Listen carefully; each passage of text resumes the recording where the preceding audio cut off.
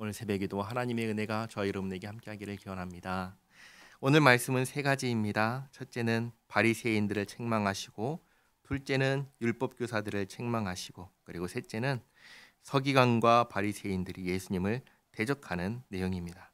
제일 먼저 바리새인들을 책망하시는 말씀입니다.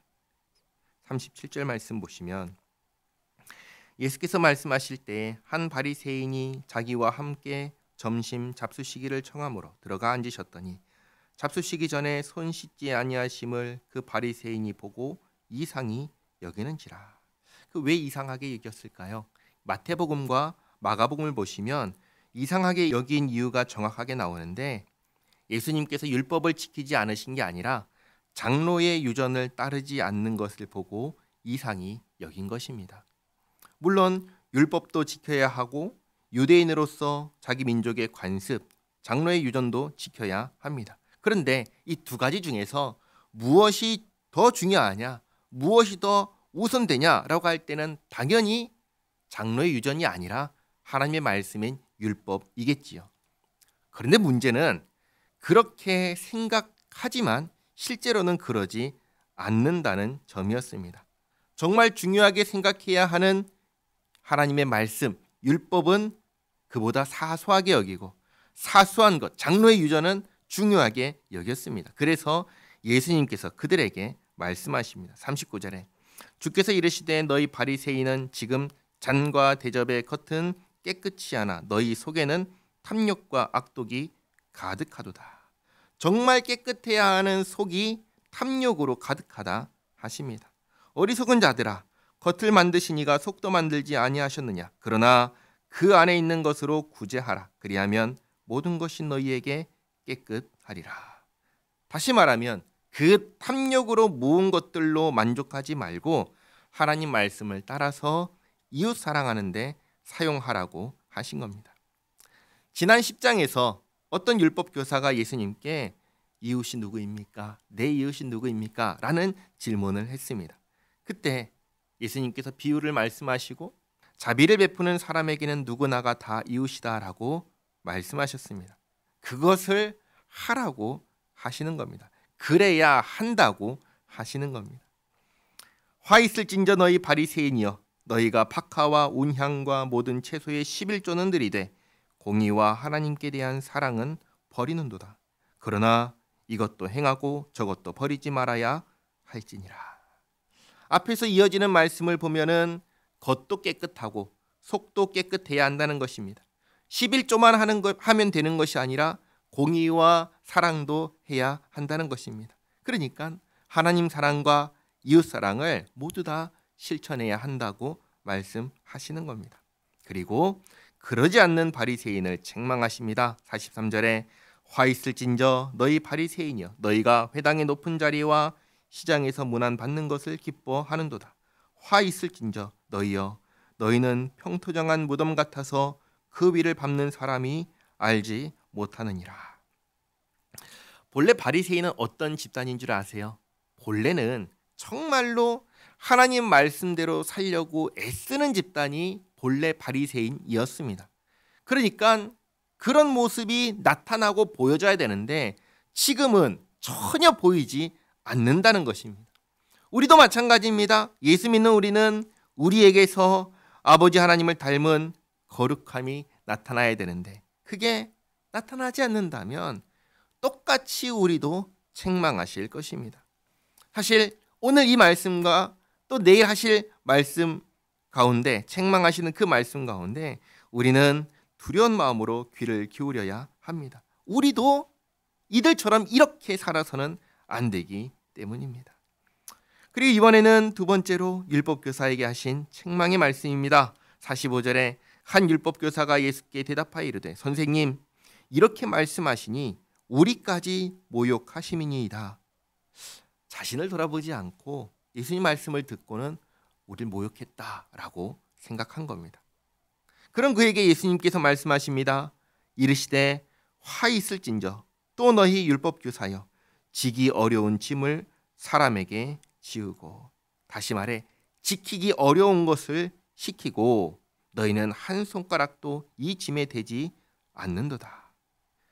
이런 겁니다. 다른 사람에게는 이렇게 해라 저렇게 해라 하면서도 정작 자기 자신은 하지 않는다는 겁니다.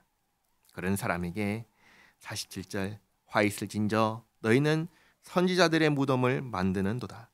그들을 죽인 자도 너희 조상들이로다. 이와 같이 그들은 죽이고 너희는 무덤을 만드니 너희가 너희 조상의 행한 일에 증인이 되어 옳게 여기는도다. 그러므로 하나님의 지혜가 일렀으되 내가 선지자와 사도들을 그들에게 보내리니 그 중에서 더러는 죽이며 또 박해하리라 하였느니라. 창세 이후로 흘린 모든 선지자의 피를 이 세대가 담당하되 곧 아벨의 피로부터 제단과 성전 사이에서 죽임을 당한 사가랴의 피까지 하리라. 내가 너희에게 이르노니 과연 이 세대가 담당하리라. 역대하 24장 20절을 보면은 대제사장 여호야다의 아들 스가랴가 나옵니다. 그 스가랴가 여기서 말하는 사가랴입니다. 구약 시대의 남유다 왕 요아스가 사가랴를 여호와의 전뜰 안에서 돌로 쳐 죽였습니다. 우리가 가진 성경은 구약 성경의 맨 마지막은 말라기입니다. 그래서 말라기가 맨 마지막에 나오는데 유대인들의 성경은 맨 마지막이 역대하입니다.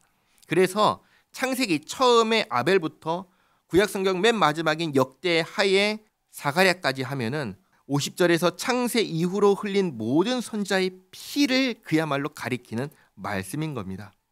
조상들은 선지자들을 죽여서 하나님 말씀을 전하지 못하게 했고 후손들도 마찬가지로 하나님의 말씀을 듣지 못하게 하고 있다고 하시는 겁니다.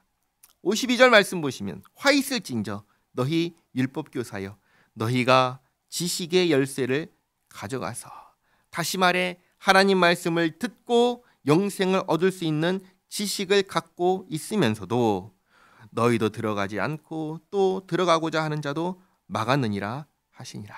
다시 말해 너희도 하나님 말씀을 듣지 않고 다른 사람도 듣지 못하게 해서 영생을 얻지 못하게 했다고 책망하십니다. 또 이 당시에는 대부분의 사람들이 글을 몰랐습니다. 읽을 줄 몰랐습니다. 또 책도 귀했습니다.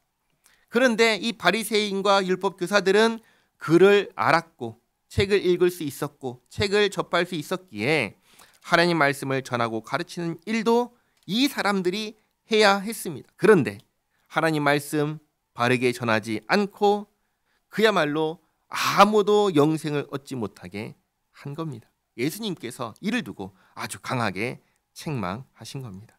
그러면 이 말씀을 듣고 어떻게 해야 됩니까? 반성해야죠. 자신을 돌아봐야 합니다.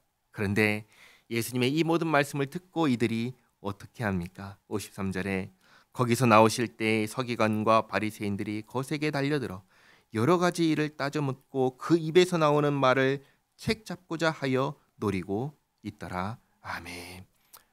아무도 반성하지 않습니다. 오히려 예수님을 적대합니다. 그리고 마침내 예수님을 십자가에 못 박게 만듭니다. 정리하겠습니다. 오늘 바리새인의 초대를 받고 간 집에서 바리새인과 율법교사를 책망하셨습니다. 자신들이 하나님 앞에서 해야 할 책무를 하지 않고 자기들의 탐욕만 채우고 있었기 때문입니다. 하나님의 사람에게서는 하나님의 사람이라는 향기가 나야 합니다. 예수 믿는 우리에게서는 어떤 향기가 나고 있습니까? 우리는 어떤 모습으로 살고 있습니까? 예수님의 책망에 귀를 기울이시기 바랍니다. 그리고 정말 예수 믿는 사람으로 하나님 말씀에 순종하며 주님의 거룩함과 영광됨을 드러내며 살아가는 우리 모두가 되기를 바랍니다. 기도하겠습니다. 하나님 감사합니다. 바리새인과 율법학자를 책망하시는 말씀을 들으며 저희 자신을 돌아봅니다. 저희의 속사람을 변화시켜 주시옵소서. 주님을 닮아 거룩하게 하옵소서. 예수 믿는 사람의 향기가 저희들의 삶 속에서 나타나게 하옵소서. 오늘 말씀하신 화 있는 사람이 아니라 복 받은 사람이 되게 하시고 복 받을 삶을 살게 하옵소서. 예수님의 이름으로 기도하옵나이다. 아멘.